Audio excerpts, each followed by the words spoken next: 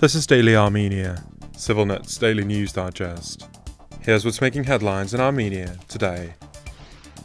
The United States will soon deliver the first package of financial support for the so-called Trump route to Armenia, a senior State Department official announced during a meeting with Armenian Deputy Prime Minister Meher Grigoryan in Yerevan yesterday. Here in Yerevan, I am thrilled to announce that working with Congress, we plan to provide $145 million in assistance for Armenia, which marks the first major step towards making the Trump route for international peace and prosperity a reality, Brendan Hanrahan, head of the State Department's Bureau of European and Eurasian Affairs, said in a social media post after the talks. Grigoryan welcomed the agreements secured in Washington last month and expressed hope that, through joint efforts, Armenia and the United States would further develop bilateral relations within the framework of signed memorandums of understanding. The officials also discussed regional developments and the potential to reopen communications, underlining the importance of the Trump route. US Ambassador to Armenia, Christina Kveen, also attended the meeting. Hanrahan also visited Baku earlier this week, discussing the Trump route and bilateral partnership with Azerbaijan's economy minister, Mikhail Jabarov.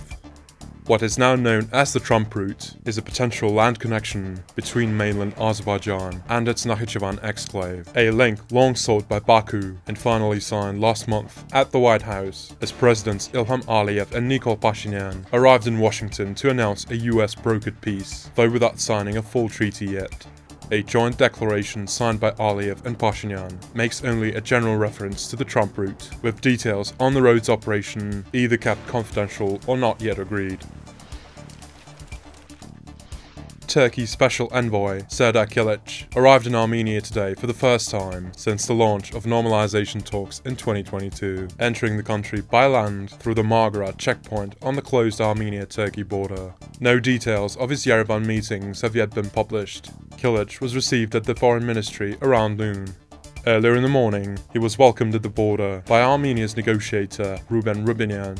The Foreign Ministry has not released a statement on the outcomes of the discussions so far. Just days earlier, Rubinian told reporters that the meeting with his Turkish counterpart would address the full agenda of bilateral normalization, including the establishment of diplomatic relations and the opening of the long-shuttered shared border between the nations. Although the two countries officially recognize each other, they do not have diplomatic relations. Their land border has been closed since 1993, when Turkey unilaterally shut it during the First Karabakh War in support of Azerbaijan. The normalization process between Yerevan and Ankara began in January 2022 when Rubinian and Kılıç first met in Moscow. That same year, the sides agreed to open the border to third country nationals and diplomats, but Ankara has yet to implement the decision. This was followed by several other meetings, notably at Margara in July 2024. It has long been assumed that Turkey would only reopen the border once Armenia and Azerbaijan concluded their own normalization process.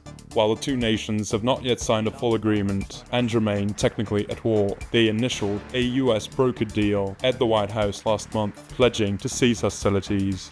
Both Armenian Prime Minister Nikol Pashinyan and Azerbaijani President Ilham Aliyev subsequently declared that peace has been achieved. Addressing concerns over the border opening, Armenia's finance minister dismissed warnings of a catastrophe from critics that are opposed to normalization. Turkish goods already reach Armenia through Georgia. Vahe Hovhannisyan said yesterday on state TV, if the border opens, imports will become slightly cheaper, but so will our exports, he explained. Our weekly Insights show is back from the summer break. In this week's episode, host Eric Hakopian unpacks three pressing issues: the spying scandal at Armenia's foreign ministry, surprising new United Nations data on Armenia's population growth, and the unfolding humanitarian crisis in Gaza, including the role of David Papazian, an Armenian American wanted by Yerevan on financial crime charges. Follow the link below to watch the full show. And as always, please follow CivilNet for the latest news and independent reporting from our contributors on the ground here in Armenia.